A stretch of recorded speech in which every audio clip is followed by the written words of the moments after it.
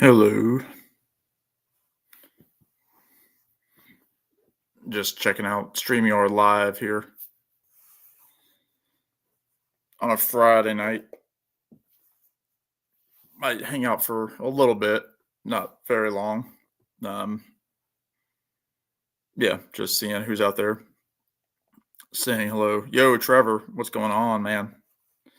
Um, Let me see. If you are a friend of mine, well, to an extent, I will drop a link. I'm just testing the waters here. Uh, Let me see. How do you do this? I've never streamed and like invited people up during the stream. Uh,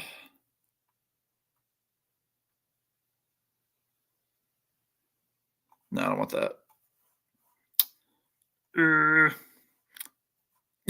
Yeah, yeah, to an extent. Um, I'm trying to see what do you do? Is it in the?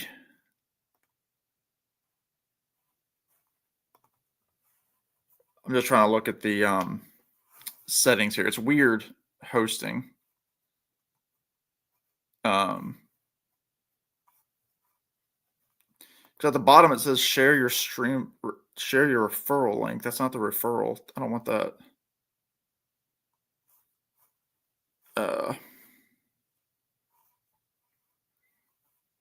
How do you do this, Trevor? You know. Oh, wait, here we go. Duh. The thing that says invite, let's try that.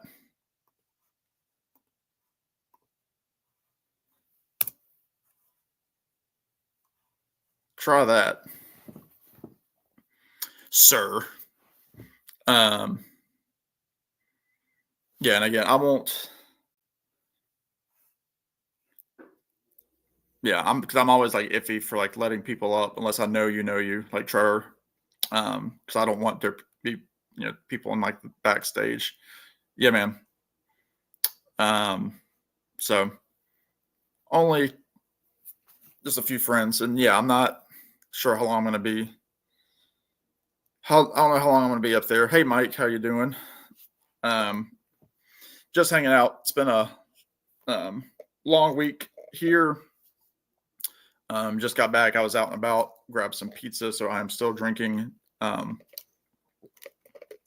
Diet Dr. Pepper. So no brews tonight. Otherwise, I'll have indigestion up the wazoo. That's what happens when you get past 25.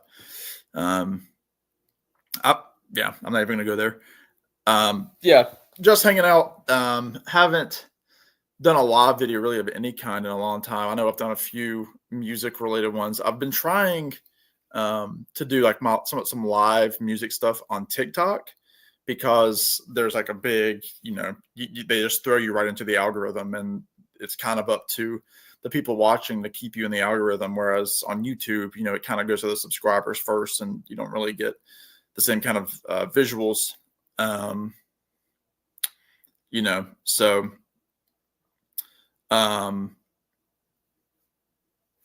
yeah.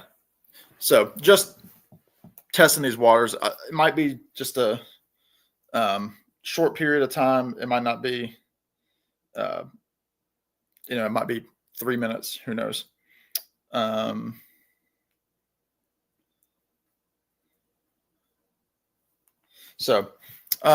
just put up a teaser video. I'm not going to say much more about it. It's up there for something very exciting coming to my channel the early part of next week once I do some editing, which I'm not good at. So wish me luck on that. What should I show? I don't know. Those of you that are close to a Barnes & Noble, they are doing their $20 record sale again. I picked this up, so I haven't opened it yet. People have been on me to get this record. This is Reckoning by the Grateful Dead. That's a $47 double record. Got it for $20, which, price tags, what do they really mean? but this is the Dead doing like live acoustic stuff. I know Glenn Kellaway has been wanting me to get this for a while, and actually, I did a video for my May finds, and I had gone record shopping a while back and saw this record at one of the shops that I go to, and it was the same pressing, the double record from Rhino from last year. It's not like a Mobile Fidelity, I mean a hi-fi or anything like that. It's just Rhino owns a lot of the Grateful Dead stuff. Well, before I get into that, we're talking skeletons. One of the skeletons in my closet is backstage here. His name is Trevor at Flat Ramp Fun. There he is. What is happening, brother? Hey, Trevor. It's good to see sunlight over there because it is dark here.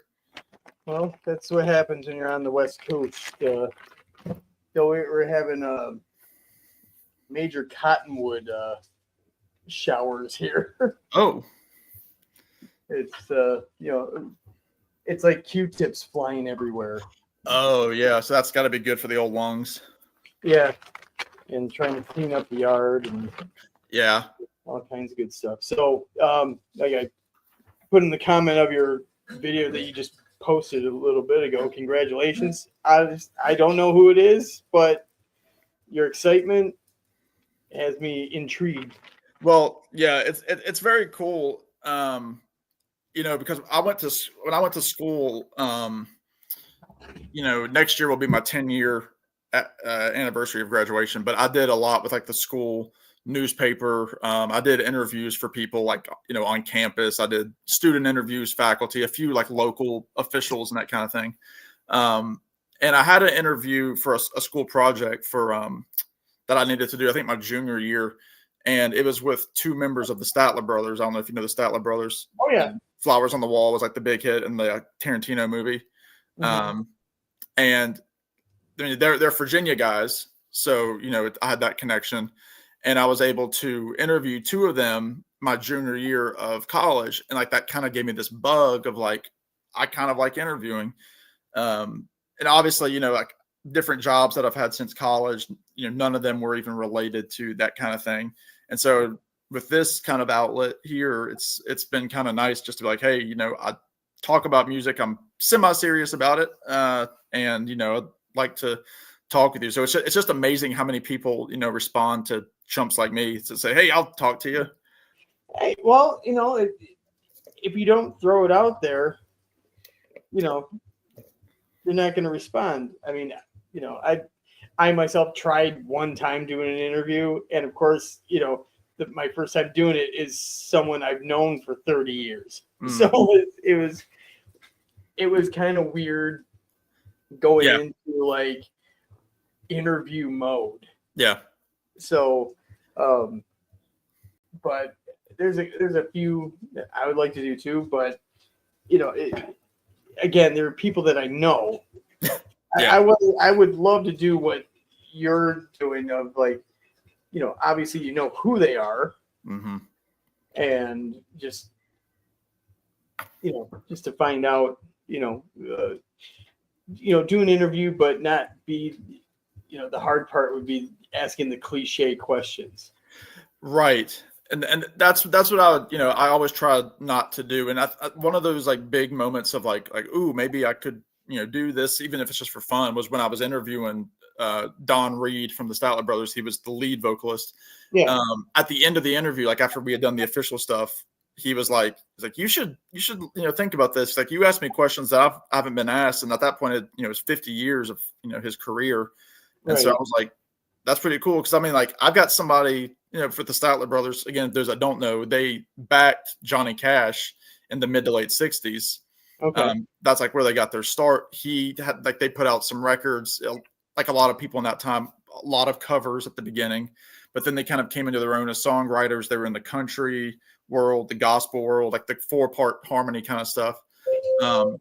And they were on the Live from Folsom album, the Johnny Cash album, which, massive, considered one of the best albums of all time. And it's like, I'm like, I've got a guy that played at the Folsom Prison concert with Johnny Cash. I'm going to ask him about Folsom Prison.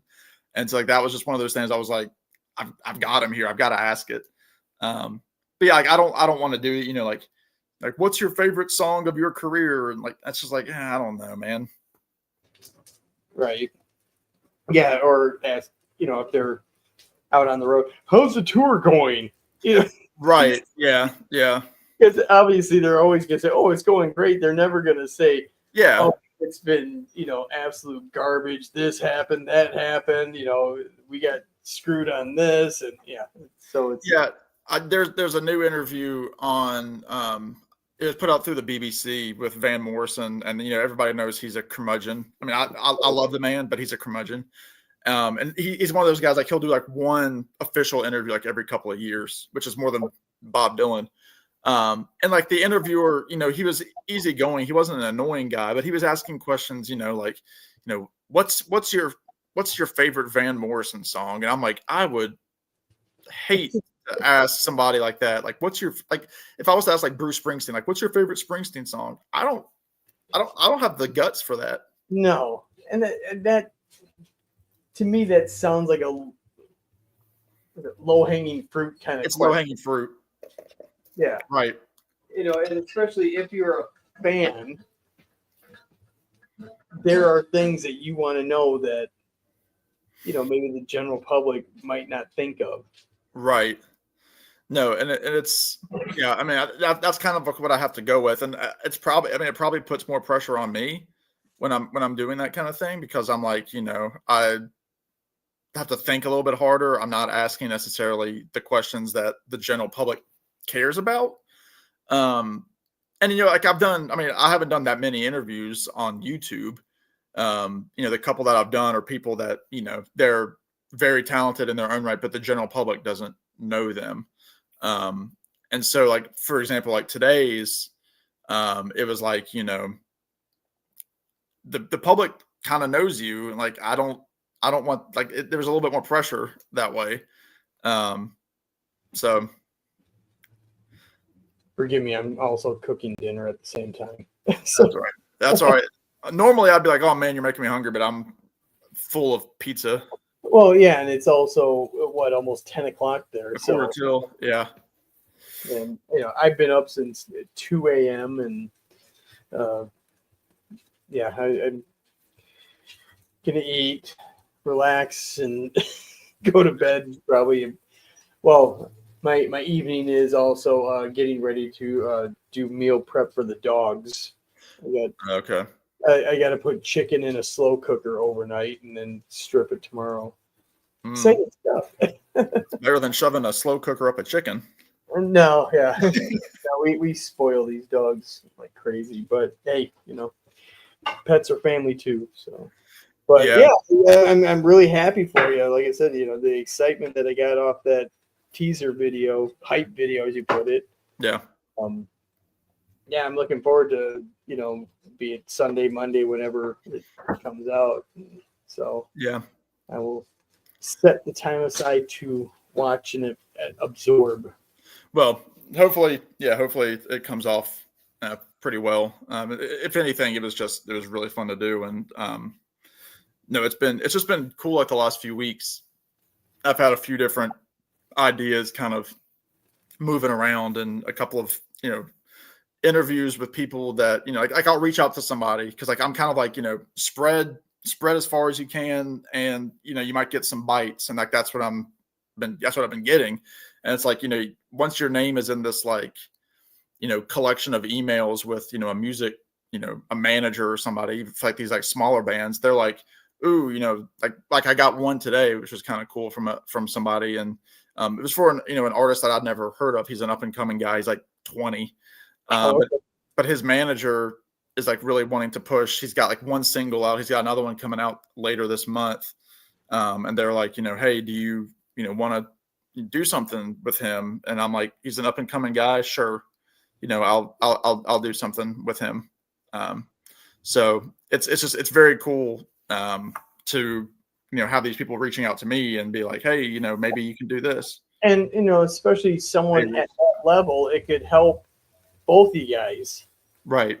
You know, where, you know, you have, you know, your base. I'll put the camera over here. All right, I'm going to be going in a minute here, but as I was saying real quick, with your base, you're going to expose him to your base, and to his socials, you're going to get on there. Right. That's what I'm hoping. And that's like why I'm like at this early stage, I'm like, saying yes to a lot of these things. So, anyway, well, the wife wants to make dinner too. So, well, enjoy the meal. And, all right, Sam, again, congratulations. And I look forward to checking that out. All right, Trevor, thanks for saying hi. All right. Take care, guy. All right. Bye, man.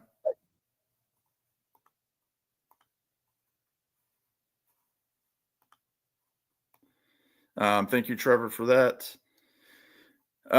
Saying hello. I know it's hard this time of night. People are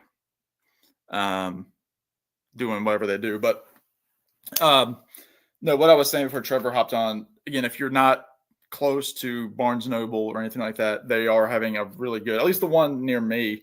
There are two in my town. And I don't know how this is for you all with Barnes & Noble, because I love Barnes & Noble. It's like one of the only stores that I pay for a yearly membership of, because I do like so much of my Christmas shopping, birthday shopping there.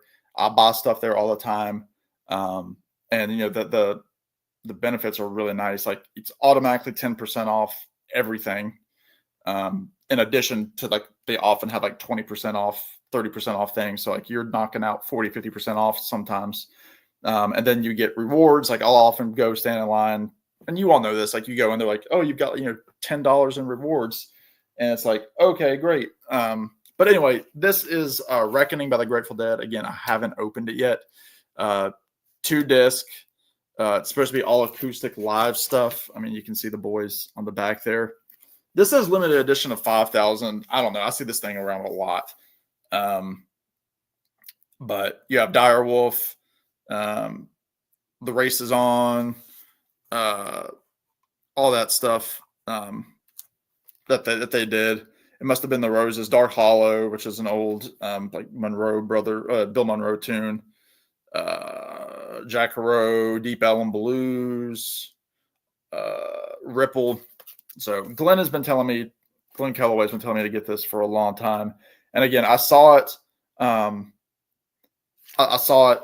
And I was like $20. I've got to get this. I'm not going to get it cheaper than this unless it, goes out, because it is at the end of the day listed as a 5,000 copy record.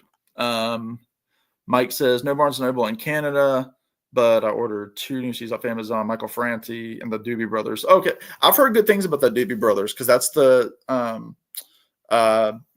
what's it called? The kind of semi-reunion with Michael McDonald, who I believe only did a covers album with them like in 2013, 2014, something like that.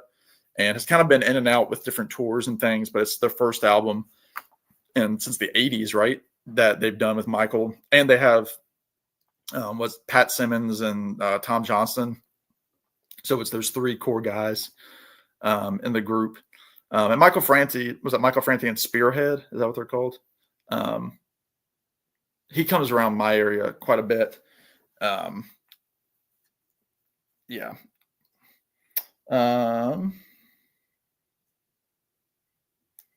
Let's see. Sorry, I posted a video, and I'm trying to make sure that people are keeping true to my requests on there. So yeah, I got Reckoning. I also got a Nick Lowe album called At My Age. It's a latter day Nick Lowe record. I love Nick Lowe. I'm trying to be a completist, especially with his 1980. Yeah, I knew it's been 45 years now. Jeez, was it that long? Was it 1980? Good gracious. I'm trying to collect all the Nick Lowe Yep Rock reissues. They always do a great job. A lot of times they'll include like an additional 45 with it, a single that wasn't on the record, or it's like a live version of a song from the record. But that was also at Barnes & Noble, like a spiral kind of vinyl for $20. So very happy to find those 2 records the other day at Barnes & Noble. And they'll make an appearance at the end of the month when I do my June pickups. But just thought it was interesting to talk about right now. I don't know if Amazon still has this. And I know Alex from Beer and Vinyl showed this. This is Smack Up by the Art Pepper Quintet. Jack Sheldon, Pete Jolly, Jimmy Bond, and Frank Butler. This is on Kraft, and Kraft always does such a fantastic job with these jazz reissues. And Kraft does the OJCs. They do the Bluesville reissues, which I also have one. I'll show that in a second, which I've already shown in my other videos. But Amazon, sometimes will have like a glitch in the system, and you follow like all the social media sites that the groups that are supposed to help you out with vinyl deals and that kind of thing. If you don't know those, check them out. They're on Instagram, Facebook, all over the place. They kind of lead you to the Amazon warehouse sales, or again like the glitches in the system. So this is normally like a $31 record. Amazon was selling it for $17 earlier last week, and I saw it. It popped up. Alex showed it on his Instagram page, and so I went and snatched it up. Don't know much about Art Pepper. I believe I have one other of his, but it's on CD. Art Pepper, alto sax player, but yeah, great stuff. La Cuevas de Mario is a great tune. How Can You Lose, I believe. But yeah, I didn't know a lot of these, but this has got some. It's just got some neat kind of breezy jazz sounds to it. Originally from 1962, and Kraft always does the great job. This is a quality record pressing, inner sleeve. And yeah, I mean, $17. Sometimes those deals last just like a couple hours, and I was just fortunate to find that when it was posted online. So very, very cool to have that. Yeah, again, I don't know much about Michael Franti. I just know that he kind of shows up around here from time to time, usually like at these outdoor kind of smaller amphitheaters that are out there. Yeah. What else do I have here? Okay. So I was talking about Kraft, and I know I showed this last month, but this is the Bluesville reissue of Today by Mississippi John Hurt. Sorry about the glare. It's just weird lighting in here. But again, Kraft does this great job. It's heavyweight vinyl. It's not going anywhere. They do like the really cool like OB kind of strip there with all sorts of reviews on here, and just different what's it called, contemporaries that discuss. And again, this is a Matthew Luthen's cut over in Salinas, Kansas. 180 gram vinyl, acoustic sounds. So just a fantastic record. This is again kind of that some people I've heard call it country blues. I get that, but like when I think country blues, I almost think more like these like raspy like slide guitar, like I don't even know, like more like maybe like a Warren Haynes kind of deal, or like that kind of stuff. This is more, I would say it's more like folk more than anything. And this is some great like finger picking, like a la Doc Watson, which you look at Doc Watson, he's a bluegrass country player, whatever you want to say. But Mississippi John Hurt, this guy had a very strong finger on those bass strings. That thumb is moving. And I mean, songs on here, Make Me a Pallet on Your Floor, Payday. He does Karina, which that was a big folky tune. Bob Dylan covered that song. I first heard the song Payday through the Wood Brothers, who I talk about all the time, and they were doing a concert. And I think that I want to say I saw them one time and they opened with Payday. They often open with like a slower cover song. But yeah, this is a fantastic thing. It's really, like I've said in my videos, kind of my first real blues purchase of like full on blues. But again, like I don't really think of this as like crazy not crazy. Blues for me, and I've said this before, blues for me has that repetition of like, what's coming. Let me shut up these comments real quick. Julie, have you listened to Horsebath? It's amazing. I haven't. No. Is that a band or is that an album? Please tell me. And hello, Craig, out there in California. But I mean, you think of blues, you think about, like, when I was a young boy, my mama took me to school. I don't know. When I was young, it's the same, kind of style to the tunes, and it's just like, there's only so much of that I can really listen to. I mean, even guys that I love, I love Van Morrison. Okay, it's the name of a band.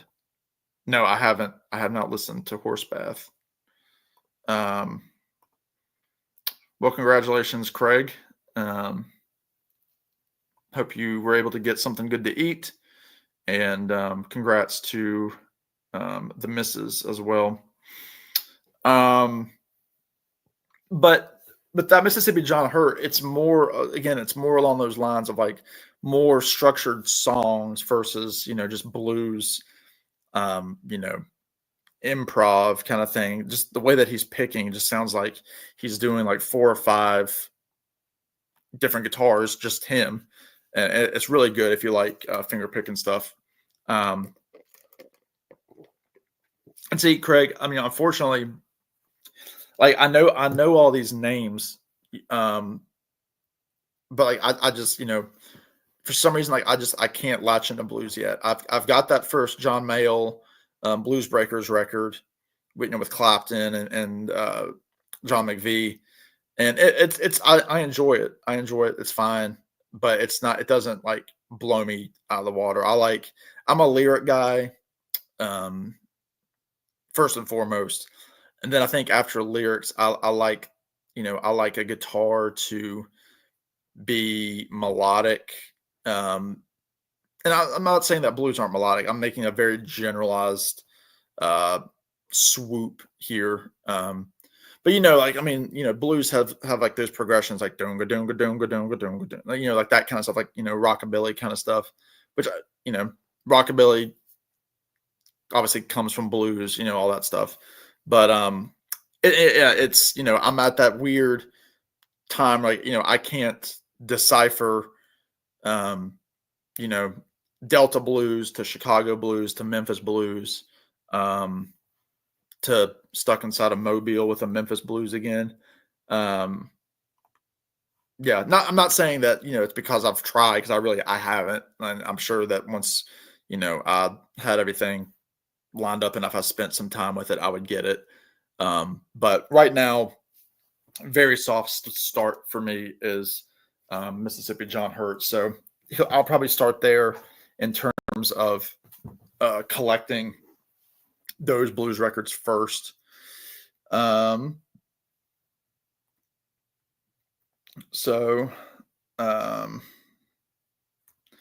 just checking in, making sure people don't need me here. Yeah. And Roy says, happy anniversary. Let's see what else. Okay. So this just came today, and I did a welcome. I did an episode of my series called Listen to This on this record, and the record in question is Kindling by Gene Parsons. Now, if you don't know Gene Parsons, he was the last drummer for the Byrds, the American rock band, the Byrds. A lot of people kind of forget that the Byrds are more than just, Mr. Tambourine Man and Turn, Turn, Turn. They moved into like a country rock kind of world where they kind of turned into a new genre. They did Sweetheart of the Rodeo, That's where they picked up Graham Parsons. He was on there for one record. Hello there. Face the Ace.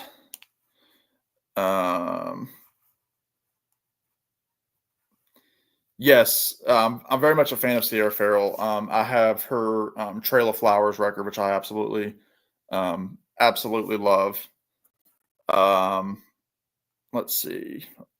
Craig, I agree with what you're saying about the blues. I listen for the story and lyrics mainly as well. That's what I've turned to 70s. Yeah, and I always appreciate you. Reaching out and asking for suggestions or telling me what's going on. I am doing good, just kind of killing some time here. Yeah, Sierra Farrell, she's like the next up and coming thing. She's already blowing up. I mean, she's opening for Post Malone right now. And as you know, she's touring with the big guns. I think she's hanging out with a lot of people in, like, the pop world. So I think she's kind of bringing that country, bluegrass, old time, like mountain music really to modern music. And I think it's really, really cool that she's influencing a lot of these people that are considered, in the mainstream of current top 40. But Gene Parsons, if you don't know this record, again, it's called Kindling. Oh, she did play with Horsebath. Okay. Well, interesting. Again, she's played with a lot of people. Some of her collaborations I don't care about because I don't like the artist she's collaborating with. But I'll have to check that out. That's a pretty good matchup there. But no, Gene Parsons, the Byrds broke up in 70, 71, something like that. And he was the drummer. But he also did harmonica, banjo, some guitars, vocals. And he put out this record after leaving the Byrds. And it's just, there's something about the production on it, the warmth to it. It's just, I don't have another record that sounds like this. And again, you might remember that I did a recent finds 2 months ago where I found this record at the same record store. And this is the hype sticker from the record store, but this is, I listened to it today. It sounds great. So I'm debating on keeping both copies, but this is a white label promo and it is clean. So that was pretty cool to find. It was a record I'd never seen before. And here, I see it twice within, a month and a half of the first time I saw it. But Clarence White from the Byrds is playing on this, who Gene worked with as an inventor. They invented the B-Bender guitar, which Marty Stewart plays. Brad Paisley plays one. Look it up. It's a really cool kind of guitar. And he does a version of Willin' by Little Feat on here. Clarence White's all over this record. Skip Batten plays bass on this record, who was also a member of the latter Byrds. Who else is on here? Vassar Clements on the fiddle. He does a version of the Drunkard's Dream that has Ralph Stanley on it, the bluegrass giant. So it's really cool that this guy, pretty much an unknown, really, is singing with Ralph Stanley, who at this point was already pretty cemented in the bluegrass world. But it's just a very warm record. And then he would join the Flying Burrito Brothers in one of their iterations. They would come in and out of different members. And then he would put out another album that I'm looking for called Melodies, which was kind of the title track from that, called Melodies from a Bird in Flight, has a tribute to Clarence White on there. So I'm looking for Melodies next. Hopefully I'll find that somewhere. But Kindling by Gene Parsons is fantastic. Check it out. Yes, the Byrds were beyond influential. Yeah, half those alternative bands in the 90s looked at the Byrds as the influence. And obviously my man, Tom Petty. But yeah, REM, Hootie and the Blowfish, people like that. I need to get their 2 CDs. Oh, yeah. They also have a live album out now, Live at the Ryman. I don't know if you've been listening to that. I have both of those on record. I don't have the live on vinyl yet.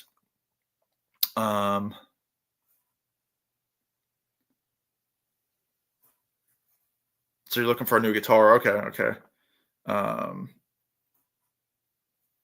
Yeah, I have a Parlor Recording King guitar. It's a Justin Townes Earl signature model guitar. That's really cool. Yeah, so yeah, and the Red Clay Strays, they're one of those two that they're gonna get really big really fast. I mean, they're already blowing up. They have that big viral song on TikTok. And yeah, the first album, both of those albums, I can't say I love them yet. I like them. But yeah, I'm not quite there yet. They've got some great tunes. Like I said, I've listened to both of their records, but I'm not quite there yet as like a, oh my word, I've got to go see them, kind of thing. Cause they're coming, I think they're coming to Richmond here in Virginia, soon. And, I can get there, in an hour and a half, depending on who I'm staying with. From this apartment, it would take me like 3.5 hours, but, yeah, so they're not somebody that I would travel for yet. If they came here, I'd probably go see them for, $40, but,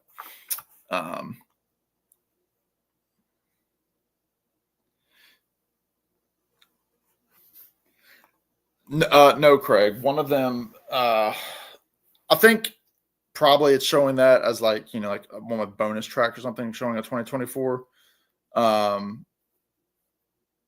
Yeah, the first album came out in 2022, I believe.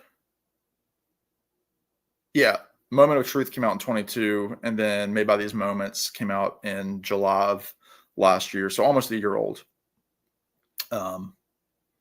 Yeah, so it's probably like the way that the streaming works. And a lot of times you'll see like, Pet Sounds will show and it'll say, 1999. It all has to do with like the bonus tracks, the remastering, all that stuff that, shows up on streaming and like the meta description and that kind of thing. Yeah, no worry. I mean, it's a normal mistake. I know I've made it a few times. Okay, so I did get one of the new Rhino hi-fis that came out. Just came out today. Stevie Nicks, Belladonna. Listen to this today. I also ordered the Wilco AM. I have not gotten it yet. What I understand, a lot of times those Rhino records don't come in the same packaging. I don't know if it's because they're worried about damages or what it is, but yeah. So I picked up Belladonna. This is the breakthrough record by Stevie. There she is with the white winged dove, which is really a parrot looking thing. But yeah, this is Stevie doing, her biggest hits really are on here. Edge of 17 is on here. Leather and Lace with Don Henley is on here, which I think at this time she was seeing romantically. Stop Dragging My Heart Around by Tom Petty is on here. After the Glitter Fades is a great tune. Belladonna, the lead off track is a great song. And some people were asking me, why did I get this? And I know this is a record that, you can find it out there. It's fairly cheap.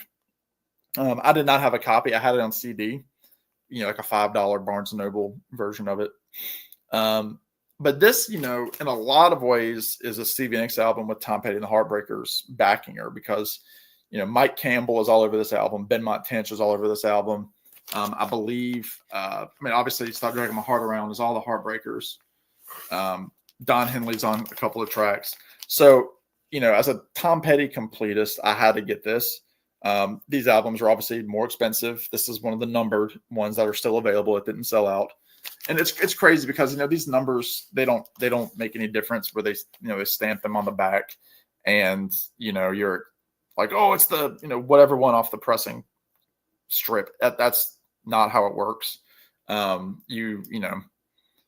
press all the records and then they have all the sleeves. And so essentially they stamp the sleeves and then they put whatever record is closest to him into the sleeve. So numbers don't matter. It just shows that you have one of the stamped ones. But the thing with Rhino is if this sells well, like if it sells out, they'll put out unnumbered ones. So that's the only risk with these is, you know, like for example, what's it called? Paranoid by Black Sabbath was a numbered edition. It sold out fast. It sold out like in a day or maybe 2 days. But I think it was like a day, maybe 18 hours. And it's now back. However, there are other albums that are out there like the Graham Parsons Grievous Angel was put out as a Rhino High Fidelity. It's still out there. It's still on sale as a numbered edition. And now it's been, you know, probably at least half a year. I think it came out last year. So, you know, probably close to a year now. The Graham Parsons record is an Emmylou Harris record that came out with Rhino. Ooh La La by the Faces. I've got that one. It's still available as a numbered edition. So the question is, you know, if you don't buy those, are they going to put them back out because they've, you know, made just 5,000, which is really not that many records. I mean, you think about these albums when they came out, selling 5,000 albums was a cinch. I mean, that was easy. Nowadays, it's like a boutique kind of thing. And you buy the record, you know, as it comes out, as like a, you know, a novelty on your shelf for people that just, you know, want the record to have. So that kind of brings up the question of, you know, do you purchase this and you know, it sells out and you don't get a chance to get it again, or do you miss out? It sells out, but then they bring it back on sale because it sells out so quickly. So, you know, you kind of have to flip both sides of the coin of, you know, like, oh, this is still around in like 2 months. It's probably going to stick around for a little bit. And then, you know, it's probably not going to be repressed. You know, is my understanding. I might be completely wrong on that. But anyway, got this today. I'm still waiting on Wilco. Hopefully it's soon. That was the one I was more excited about because that's been a record that I've known about now for about 4 years. I first listened to it during COVID ish.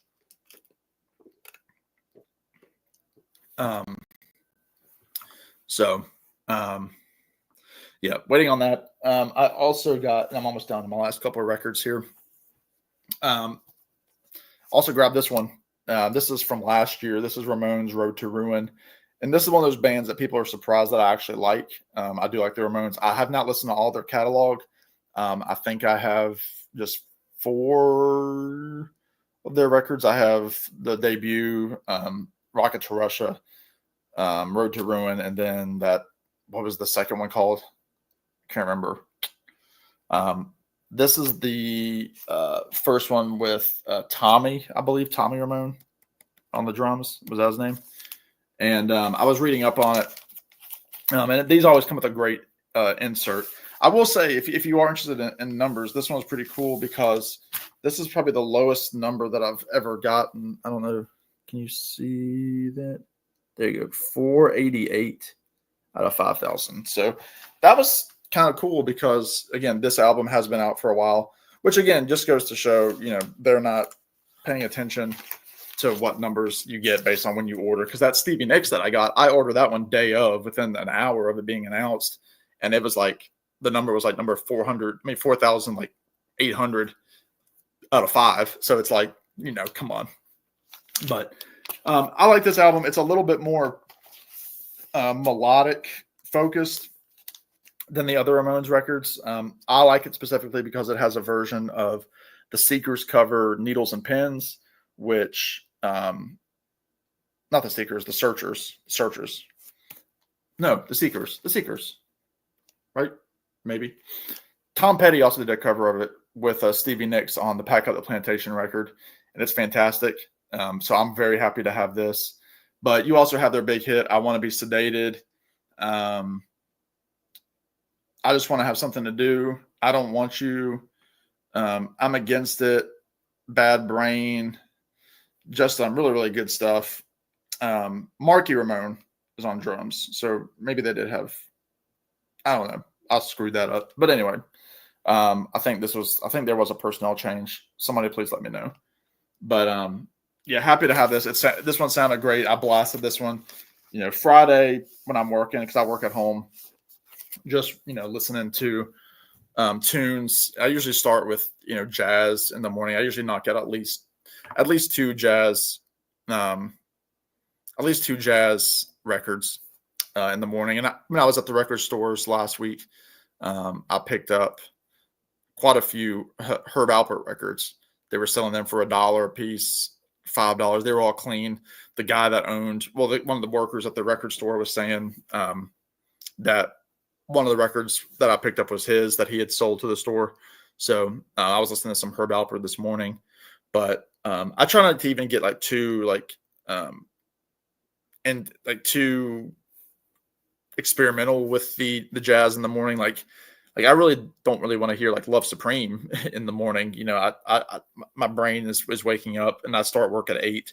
So I'm definitely not blasting the Ramones before 10. So the Tijuana Brass is pretty mellow, straightforward stuff. And I do have those here, a few of them. And I can't tell you really differences between them other than just, how cool they are. So these I haven't played yet, but Herb Alpert, the Brass are coming. They do a version of Sunny, Moon River on here. I'll Be Back. I'm not sure if that is the Lennon McCartney tune.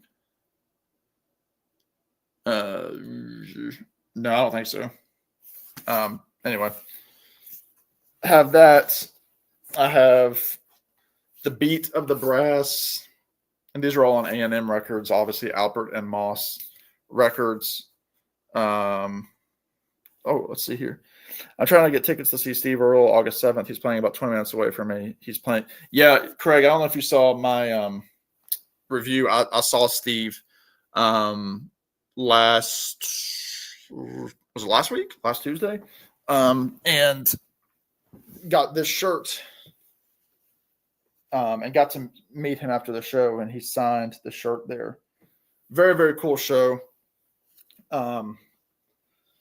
People, I love Steve Earle. I've really gotten into him in the last few years, especially when he was doing his covers album, his tribute albums to songwriters that he loved.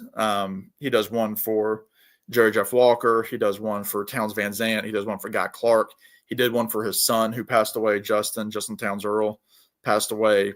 So we did an album called JT. So that's where I was getting into Steve. Obviously I knew, Copperhead Road, I knew Guitar Town.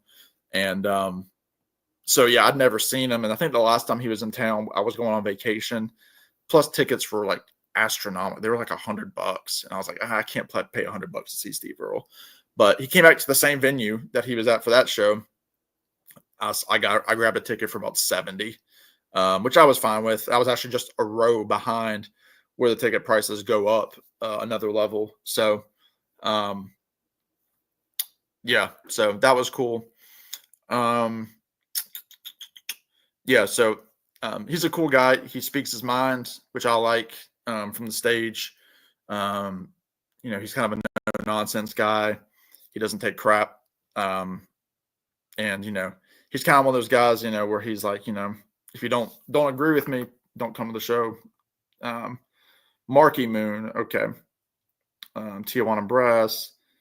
Yeah. The Gets Gilberto album is a top 100 favorite album of mine. I have the Acoustic Sounds Verve version and the CD with the bonus cuts, but that Acoustic Sounds one, man, that thing sounds great. That's one of my favorites in my collection.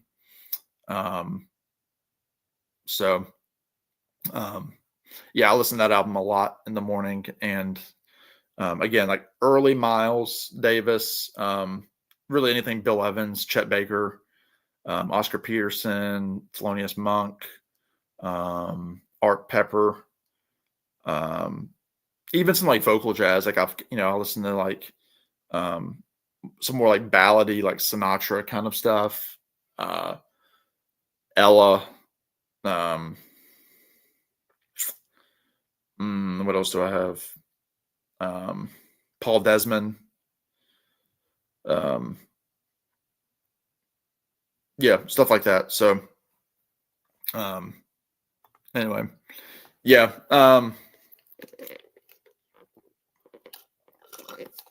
Yeah, I guess the one warning about Steve, if you bring family to the show, he is salty.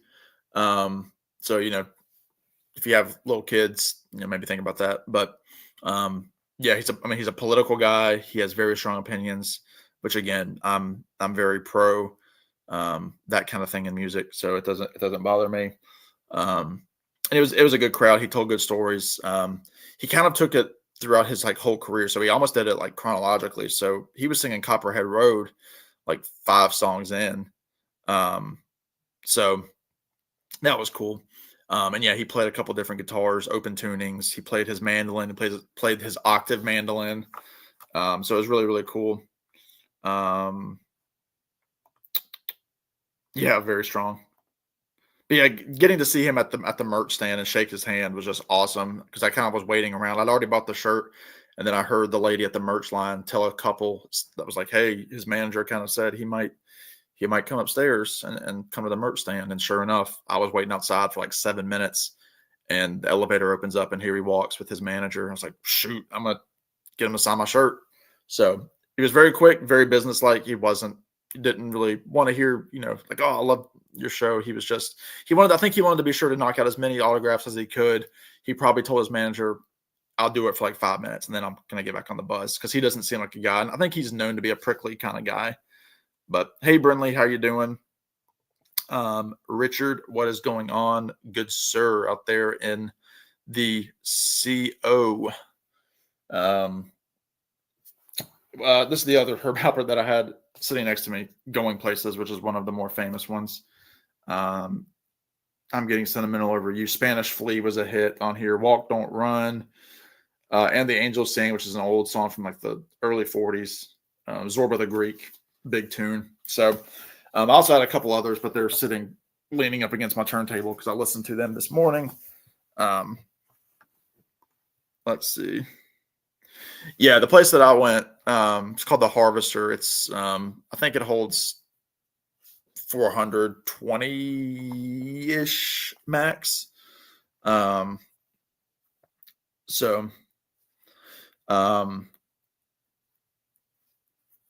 so I would go see him because again, he just turned 70. He's lived a hard life, so you never know about these guys, how long they'll last, touring. I mean, hopefully he has many years. We shall see.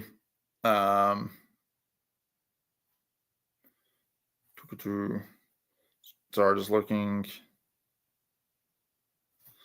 Yeah.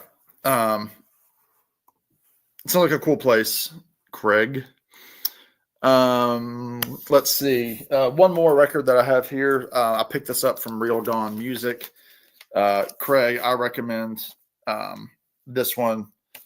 Let's see. Old Richard here. Just play the new M. Ross again. Yeah. For those that don't know, M. Ross Perkins, I'll put this down while I'm talking about M. Ross. M. Ross Perkins, on the Karma Chief label, which is an affiliate of Coal Mine Records out of Columbus, Ohio, has a new record out called What's the Matter, M. Ross. It's fantastic. If you like kind of, mid-career Monkees with some, later 60s Beach Boys,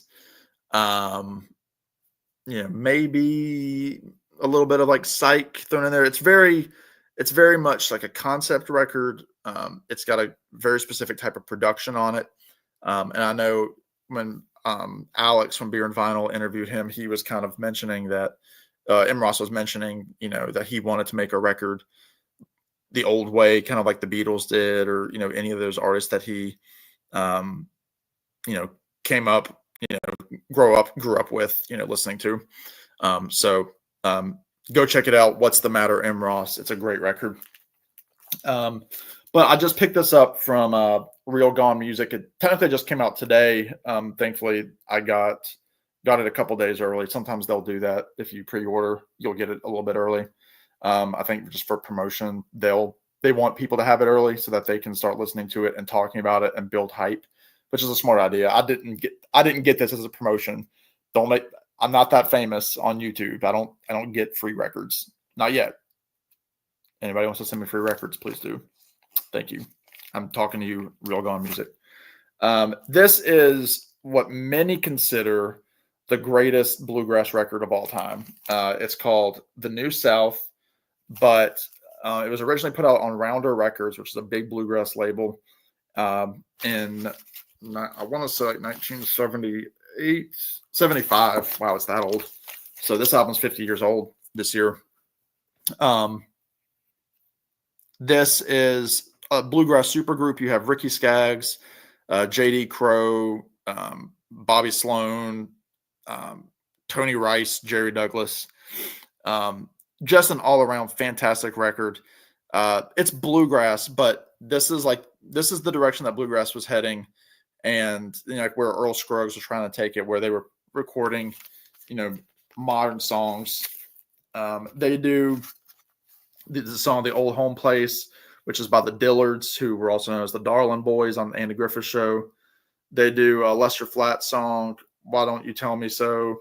"Summer Wages" by Ian Tyson from Ian and Sylvia. A couple of traditional tunes. They do "You Are What I Am" by Gordon Lightfoot. "Home Sweet Home" Revisited by Rodney Crowell. 10 Degrees by Gordon Lightfoot is beautiful. Just an absolute killer record. And this one has a couple of bonus cuts on here. They do a version of "Crying Holy" with Emmylou Harris. And again, the lighting in here right now is absolutely atrocious, but you can kind of see that vinyl there. It's kind of got some color in it. I think they call it root beer, but I hope my root beer doesn't have green and red in it. That means that root beer has been in my gullet and has come back out. So nobody wants that. So pick that up from Real Gone. It's fantastic. It's a record that's considered, again, to be the best bluegrass album of all time. It was known in the world when it came out just by its serial number, its catalog number, which was 0044. So they would call it 0044, 0044, 0044, whatever you want to call it. That's what it was known as on the and Rounder's catalog of records at that time. But it's a perfect record. It sounds great. That version sounds really good on that record. It's loud. It pops.